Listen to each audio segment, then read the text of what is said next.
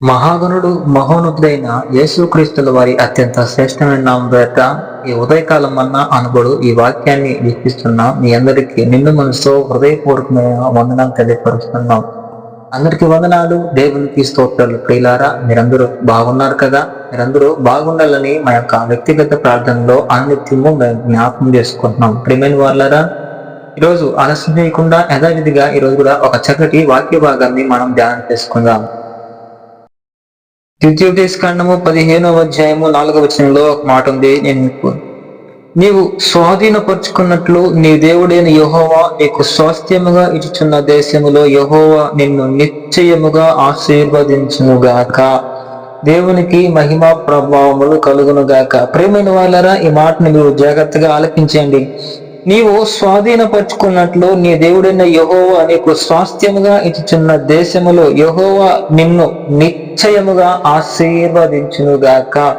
ఇశ్రాయేలు జనాంగాలను ఉద్దేశించి దేవాదేవుడు సెలవిస్తూ ఉన్నాడు ఈ మాటలు. అయితే ప్రియమైన వాళ్ళారా, ఈరోజు నీ స్థితిగతులను బట్టి ఈ వాక్యం వింటున్నా నువ్వు ఎవరివైనా సరే, ఏ ప్రాంతం నుంచి ఈ మాటలు వింటున్నా, ఏ గ్రామంలో ఉండి ఏ రాష్ట్రంలో ఉండి ఈ మాటలను వింటూ ఉన్నా సరే, ఏ స్థితిగతుల మధ్యలో నువ్వు ఉండి ఈ మాటలు వింటున్నా, నా ప్రభువు నిశ్చయముగా నిన్ను ఆశీర్వదించునుగాక. దేవునికి మహిమ కలుగునుగాక. ప్రియమైన వాళ్ళారా, పేదరికంలో నుంచి ప్రభు వారిని విడిపించి వారికి ఒక మంచి భవిష్యత్తు ఇవ్వాలని ప్రభు ఆశపడుతూ ఉన్నాడు. వారు అనుభవించే ఆ దరిద్రత నుంచి విడిపించి వారిని ఒక మంచి భవిష్యత్తును వారికి ప్రభు ఇవ్వాలని ప్రభు ఆశపడుతున్నాడు. ఒకవేళ ఇంతవరకు ఏ ఆశీర్వాదం నోచుకోక దరిద్రతను అనుభవిస్తూ ఎవరి పేదరికాన్ని భరిస్తూ ఒకవేళ నీ కాలాన్ని వెలపుస్తూ వచ్చావేమో, అయ్యో నా బ్రతుకులో ఆశీర్వాదమే లేదే, నా బ్రతుకులో మేలే లేదే, నా బ్రతుకులో ఎటువంటి ఆశీర్వాదం లేదు అని నువ్వు ఒకవేళ ఇంతవరకు చింతపడుతూ నువ్వు దిగులు పడుతూ ఉన్నావేమో, ఈరోజు ఏ స్థితిలో ఉండి నువ్వు ఈ మాటలు వింటున్నా, ఏ పరిస్థితిలో ఉండి నువ్వు ఈ మాటలు వింటున్నా, ఈ మాటలు వింటున్న ప్రతి ఒక్కరు నా ప్రభు యేసు నామములో మీ అందరూ నిత్యముగా ఆశీర్వదించునుగాక. ప్రేమైన దేవుని సమాజమా, ఈ మాటలు మీరు ఆలకించండి. నీవు చూడండి చక్కని మాట, నీవు స్వాధీనపరుచుకున్నట్లు నీ దేవుడని యెహోవా నీకు స్వాస్థ్యముగా ఇచ్చిన దేశంలో యెహోవా నిన్ను నిశ్చయముగా ఆశీర్వదించును. ఆయన మాట ఇస్తే నెరవేర్చే దేవుడు. ఆయన వాగ్దానం చేస్తే మాట తప్పని వాడు. భూమి ఆకాశములు గతించిపోయినాయండి, సముద్రములే ప్రళయంగా మారినప్పటికీ దేవుని మాట ఏనాటికి తప్పిపోదు, పొల్లు కూడా పోదు అని దేవుని వాక్యం చదివిస్తా ఉంది. ప్రేమైన వాళ్ళరా, మీరు నమ్మకం ఉంచండి, ఈ మాటల పట్ల మీరు విశ్వాసం ఉంచండి. నీవు ఏ దశలో ఉండి కృషించిపోయి అప్పుల పాలైపోయి ఈ ఊరిని విడిచి వేరే ప్రాంతానికి వెళ్ళిపోవాలని నువ్వు ఆశపడుతున్నా, ఆత్మహత్య చేసుకొని చనిపోదామని ఈ సమస్యల సుడిగుండంలో నేను బ్రతకలేను ఒకవేళ నువ్వు కలవరపడుతా ఉన్నా, ఏ పరిస్థితిలో నీ ఉన్నా, ఏ స్థితిగతుల్లో నీ ఉన్నా, నా ప్రభు నిశ్చయముగా ఆశీర్వదించునుగాక. ప్రేమైన వాళ్ళరా, దేవుడు ఒక వ్యక్తిని ఆశీర్వదించాలంటే, దేవుడు ఒక కుటుంబాన్ని దేవుడు దీవించాలంటే మనం ఏం చేయాలి? చూడండి, ఆదికాండంలో ఒక మాట ఉంటుంది, నేను చూపిస్తాను. ఆదికాండంలో ఒక మాట, ఒక వ్యక్తిని దేవుడు దీవించాలంటే ఏం చేయాలి ఆ వ్యక్తి అనే మాటలో ఒకటి రెండు మాటలు చూపించి నేను క్లుప్తంగా ముగించేస్తాను. ఆదికాండము 9వ అధ్యాయము 1వ వచనంలో ఒక మాట ఉంటుంది, 9 నుంచి. మరియు దేవుడు నోవాహును అతని కుమారులను ఆశీర్వదించి, దేవునికి మహిమ కలుగునుగాక. చూడండి, మరియు దేవుడు నోవాహును అతని కుమారులను ఆశీర్వదించెను. ప్రైజలా, దేవునికి మహిమ కలుగునుగాక. ప్రియమైన వాళ్ళరా, ఇక్కడ నోవాహు అనబడిన ఒక నీతిమంతుడు మనకు కనపడుతా ఉన్నాడు, ఒక భక్తిపరుడు మనకు కనపడుతా ఉన్నాడు. ఆ వ్యక్తిని, అతని కుమారులను దేవుడు దీవించాడు, ఆశీర్వదించాడు అన్నట్లుగా మనకు దేవుని వాక్యం స్పష్టంగా బోధిస్తా ఉంది. ప్రియమైన వాళ్ళరా, ఎవడే నోవాహును దేవుడు ఎందుకు దీవించాడు అంటే మనం చూసినట్లయితే చూడండి, 6వ అధ్యాయము 9వ వచనంలో, ఆదికాండము 6వ అధ్యాయము 9వ వచనంలో మాట ఉంటుంది, నోవాహు వంశావళి ఇదే, నోవాహు నీతిపరుడును తన తరములో నిందారగుడైనను, నోవాహు దేవునితో కూడా నడిచిన వాడు, దేవునికి మహిమా ప్రభావములు కలుగునుగాక. ఏమండి, నోవాహు వంశావళి ఇదే, నోవాహు నీతిపరుడును, నోవాహు నీతిపరుడు, నీతిగా జీవించాడు. ఈరోజు నీ కుటుంబాన్ని దీవించాలంటే, నీ కుటుంబాన్ని ప్రభు జ్ఞాపకం చేసుకోవాలంటే, ప్రభు నీ కుటుంబాన్ని విస్తరింపజేయాలి, నీ అప్పుల సమస్యలను తొలగించాలి, నీ దరిద్రం నుంచి కొట్టివేయాలంటే, నీ స్థితిగతులను ప్రభు పూర్తిగా మార్చివేయాలంటే నీవు నీతిమంతుడుగా జీవించగలగాలి. దేవునికి మహిమ కలుగును గాక. ప్రేమైన వాళ్ళారా, ఇంతవరకు ఏ పాపములో ఇరుక్కుపోయి ఊబిసలాడుతూ ఆ పాపంలో చిక్కుని ఆ పాపంలో నుంచి బయటికి రాలేక నువ్వు ఒకవేళ బాధపడుతూ ఉన్నావేమో, ఈరోజు ఈ మాటలు వింటున్న ఎవరిపైనా సరే నీతిమంతుడుగా నువ్వు మార్చగలిగితే, నీతిమంతుడుగా నువ్వు తీర్చబడగలిగితే నా ప్రభువు నిత్యముగా ఆశీర్వదించును గాక. ప్రేమిన వాళ్ళారా, అక్కడ నోవాహు కుమారును దేవుడు దీవించిన తర్వాత దేవుని వాక్యం సెలవిస్తా ఉంది. ఎందుకు నోవాహును దేవుడు దీవించాడంటే నోవాహు నీతిమంతుడు. ఈరోజు ఈ వాక్యం వింటున్నా నీవు పాపముతో నిండి ఉన్నావా? కుటుంబంలో దరిద్రత ఉంది కదా, కుటుంబం పేదరికంగా ఉంది కదా, కష్టపడిన కష్టమంతా అప్పుల పాలైపోతుంది కదా, వడ్డీలు కట్టడానికే సరిపోతుంది కదా, చినిగిన సంచిలో వేసిన చిల్లర వలె మాయమైపోతుంది కదా, హాస్పిటల్ మాయమైపోతుంది కదా, పరులకు ఇవ్వడానికే సరిపోతుంది కదా. కారణం ఏంటంటే నీలో ఏదో పాపం దాగి ఉంది, ఏదో దోషం దాగి ఉంది, నీలో ఏదో ఒక తెలియని పాపం నీ హృదయంలో దాచుకొని ఉన్నావు. ఆ పాపాలన్నింటినీ కొట్టివేసుకొని దేవుని ఎదుట నీతిమంతుడుగా నువ్వు మార్చబడగలిగితే, దేవుని ఎదుట నీతిమంతుడుగా నువ్వు జీవించగలిగితే, ఈరోజు ఈ మాటలు వింటున్నా నీవు ఎవరివైనా సరే నా ప్రభువు నేను నిశ్చయముగా ఆశీర్వదించును గాక. నాకు ప్రేమైన దేవుని సమాజమా, ఈ మాటలు మీరు శ్రద్ధగా ఆలకించండి. ఈరోజు నీ కుటుంబము ఆశీర్వదించబడాలి. ప్రభువా నా కుటుంబాన్ని దీవించు దీవించు దీవించు అని పోరాటం చేస్తున్నావు, నువ్వు ఆరాటపడుతున్నావు, కానీ నీ హృదయంలో పాపము దాచుకొని నీతి అనేది లేకుండా నువ్వు ఎంత ప్రార్థన చేసినా, ఎంత ఉపవాసం ఉన్నా, నువ్వెంత ఎన్ని తిప్పలు తిప్పినా కూడా నీ కుటుంబము ఏమాత్రము దీవించబడదండి. ఈరోజు నిశ్చయముగా దేవుడు చేసిన వాగ్దానం ప్రకారం నీ జీవితం నెరవేర్చబడాలి అంటే, ఆయన మాటలు నీ జీవితంలో సఫలత కావాలంటే నీవు మొదటగా నీతిమంతుడుగా మార్చబడాలి. ఆమేన్. ప్రేమిన వాళ్ళారా, నోవాహు కుమారులను ఎందుకు దేవుడు దీవించాడంటే, నోవాహు ఆ తరము వారిలో నీతిమంతుడుగా కనపడినట్లుగా దేవుని వాక్యం చూడండి. ఆ మాటను కూడా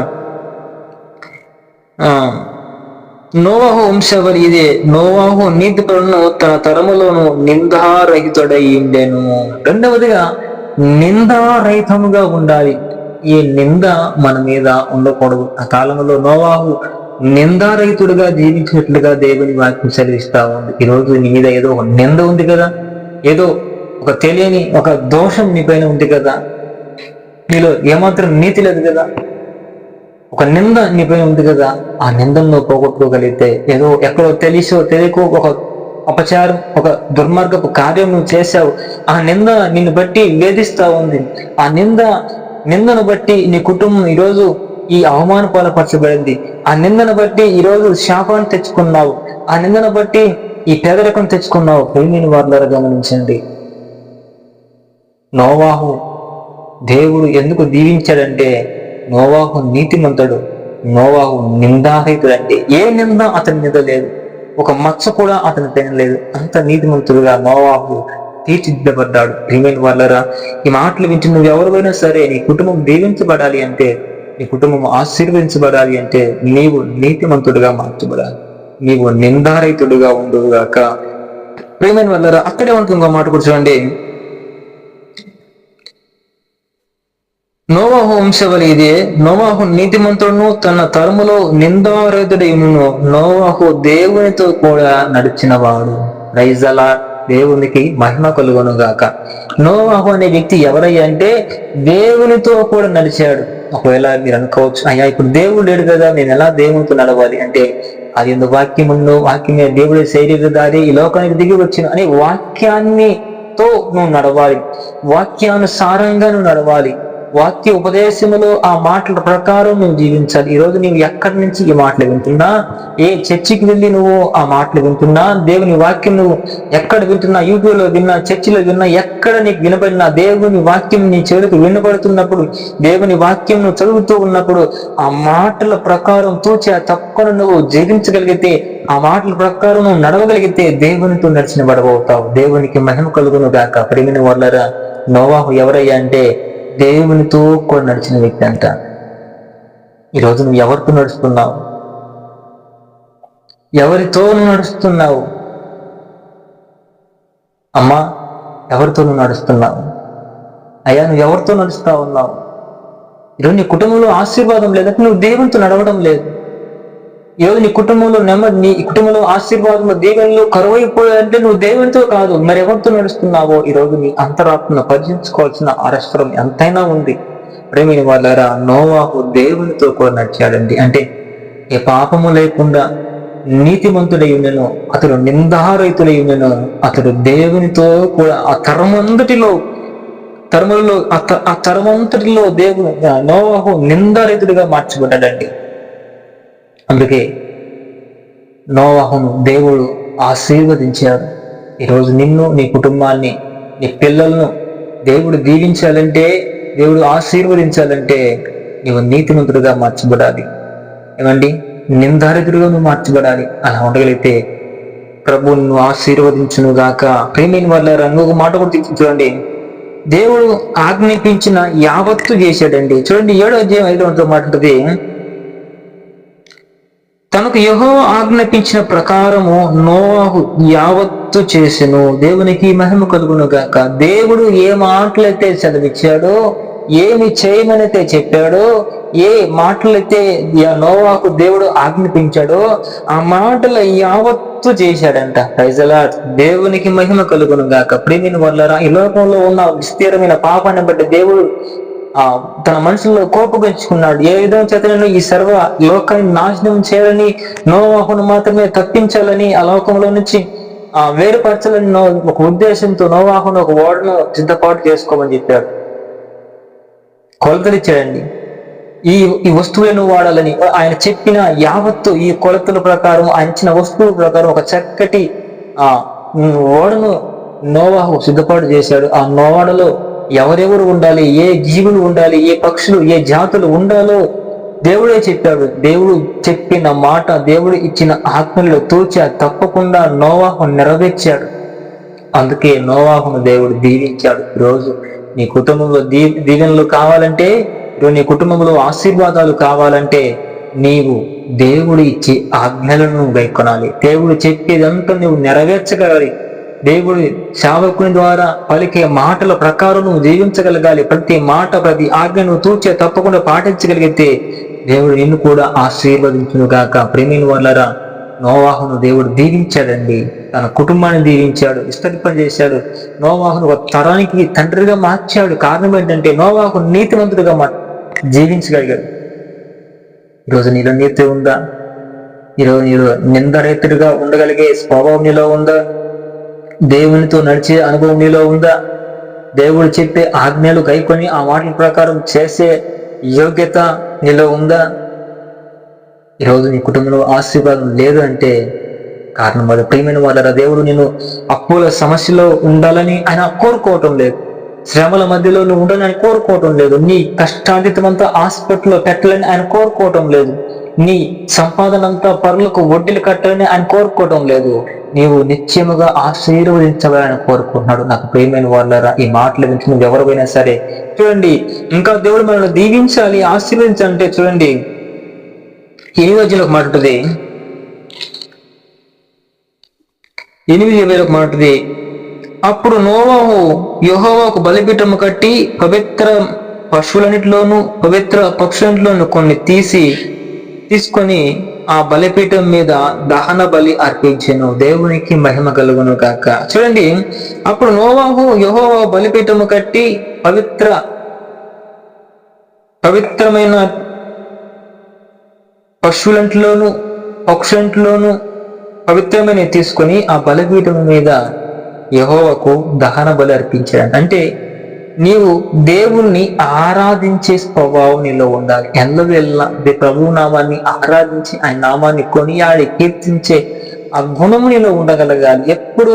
అందుకే దావీదు ఎల్లవేళలా అడవిలో ఉన్న, ఆయన అరణ్యంలో ఉన్న, రాజనగరము అంతఃపురంలో ఎక్కడ ఉన్నా సరే ప్రభువుని ఎల్లవేళ ప్రభు ఆరాధించేవాడు, ప్రభు నామాన్ని మహింపరిచేవాడు. ఈరోజు నీలో కూడా అటు స్వభావం ఉండగలిగితే, ప్రభు నామాన్ని కీర్తించి మహింపరిచే స్వభావం మీలో ఉండగలిగితే ప్రభు ఎందుకు కూడా దీవిస్తాడు. చూడండి, నోవాహు జీవితాన్ని ఎందుకు దేవుడు దీవించాడు అని చాలా మాటలు మీకు చెప్తూ వస్తున్నాను.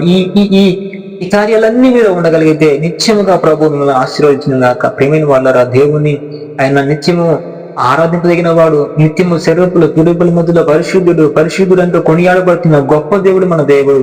స్థుతులకు పాత్రుడు ఆయన ఒక్కడే, మన స్తోత్రాలకు అర్హుడు ఆయన ఒక్కడే. కాబట్టి ఆయన నిత్యము మనం ఆరాధించాలి, ఆయన నామాన్ని మనం కొనియాడాలి. ప్రభు నీకు స్తోత్రము స్తోత్రము స్తోత్రము అంటూ ఆయన మనం మహింపరచాలి. అలా చేయగలిగితే, నీ కుటుంబంలో స్తుతి ఉంటే, నీ కుటుంబంలో బలిపీఠం నువ్వు కట్టగలిగితే, దేవునికి దహన బలి నువ్వు అర్పించగలిగితే, ప్రభు ఈరోజు ఈ మాటలు వింటున్న ఎవరివైనా సరే నిన్ను నిత్యముగా నా ప్రభు ఆశీర్వదించును గాక. ప్రేమిని వాడారా, ఇంకా నీవు నీతిని ప్రకటించాలి. చూడండి, 2వ పేతురులో మాట ఉంటుంది, నీవు నీతిని ప్రకటించగలగాలి. 2వ పేతురులో మాట ఉంది, నేను చెప్తాను. 2:5లో మాట ఉంటుంది, మరియు ఆయన పూర్వకాలం ముందు లోకమును విడిచిపెట్టగా భక్తిహీన సమూహం మీదికి జలప్రలయం రప్పించినప్పుడు నీతిని ప్రకటించిన నోవాహు మరియు 7 కాపాడను. దేవునికి మహిమ కలుగును గాక. ఇక్కడ నోవాహును గురించి పేతురు గారు రాస్తున్న పత్రికలో నోవాహును గురించి స్పష్టంగా రాయబడి ఉంది. మరియు ఆయన పూర్వకాలం ముందున్న లోకమును విడిచిపెట్టగా భక్తిహీనుల సమూహం మీదికి జలప్రలయము రప్పించినప్పుడు నీతిని ప్రకటించిన నోవాహు మరి 7 కాపాడను. Praise the Lord. దేవునికి మహిమ కలుగును గాక. దేవుడు నోవాహును ఎందుకు దీవించాడు, ఎందుకు ఆశీర్వదించాడు అంటే, నోవాహు నీతిని ప్రకటించాడు. ఈ సమాజానికి వచ్చే కీడుల గురించి ముందుగానే ఒక సువార్తను, నీతి దేవుని యొక్క వాక్కులను ఈ లోకానికి ప్రకటించాడు. ఈరోజు నీవు దేవుని వాక్యం మోస్తున్నావా? దేవుని మాటలు ప్రకటిస్తున్నావా? దేవుని గురించి నీకు తెలిసిన వారికైనా తెలియపరుస్తూ ఉన్నావా? నీవు పేరుకే క్రైస్తవుడివే కానీ, అనుదినము ఆరాధించే భక్తుడివే కానీ, ఎదుటి వారికి దేవుని గురించి, దేవుని యొక్క ఖ్యాతిని, సువార్తను ప్రకటించే గుణం నీలో ఉందా? చర్చికి వెళ్తున్నాం, ఎందుకు ఆశీర్వాదం లేదు? మందిరానికి ప్రతి ఆరాధనకు వెళ్తున్నాం, అయినా మా కుటుంబంలో దేవుడు లేదు అని నువ్వు అనుకుంటున్నావు. కానీ నీతిని ప్రకటిస్తే నిశ్చయముగా నిన్ను ఆశీర్వదించునుగాక. ఈరోజు దేవుని యొక్క ఖ్యాతిని నువ్వు ప్రకటించగలిగితే ప్రభు నిన్ను ఆశీర్వదిస్తాడు. చూడండి, హెబ్రీలో ఒక మాట ఉంటుంది, నేను చూస్తాను. హెబ్రీలు రాసిన పత్రికలో ఒక మాట ఉంది, నేను నీకు చూపించి ముగించేస్తాను. చివరగా 11 ఒక మాట ఉంది, విశ్వాసమును బట్టి నోవాహు అది వరకు చూడండి సంగతులను గురించి దేవుని చేత హెచ్చరించబడి భయభక్తులు గలవాడై తన ఇంటి వారిని రక్షణ కొరకు ఒక ఓడను సిద్ధపరిచెను. అందువలన అతడు లోకము మీద నేరస్థాపన చేసి విశ్వాసమును బట్టి కలుగు నీతికి వారసుడాయెను. హల్లెలూయా. దేవునికి మహిమ కలుగును గాక. ప్రియమైన వారలారా, దేవుని యందు విశ్వాసం ఉంచాడు. లోకానికి వేరై దేవుని పట్ల, దేవుని మాటల పట్ల, దేవుని యొక్క వాక్కుల పట్ల నోవాహు విశ్వాసం ఉంచాడు. కాబట్టి నోవాహును దేవుడు దీవించాడు. దేవుడు అంటే నీకు విశ్వాసం ఉందా? దేవుని మాటల పట్ల నీకు నమ్మకం ఉందా? అసలు దేవుడు ఎవరో నీకు తెలుసా? దేవుని పట్ల నువ్వు నమ్మకం ఉంచగలిగితే, దేవుని పట్ల నువ్వు విశ్వాసం ఉంచగలిగితే, దేవుడు ఈరోజు ఈ మాటలంటే నిన్ను కూడా నా ప్రభు దీవించును గాక. ప్రేమిని వాళ్ళ చివరిగా ఒక మాట, 1వ పేతురులో ఒక మాట ఉంటుంది, మీరు జాగ్రత్తగా ఈ మాట ఆలకించండి, నేను క్లుప్తంగా ముగించేస్తాను. 1వ పేతురు 3:20లో ఒక మాట ఉంటుంది,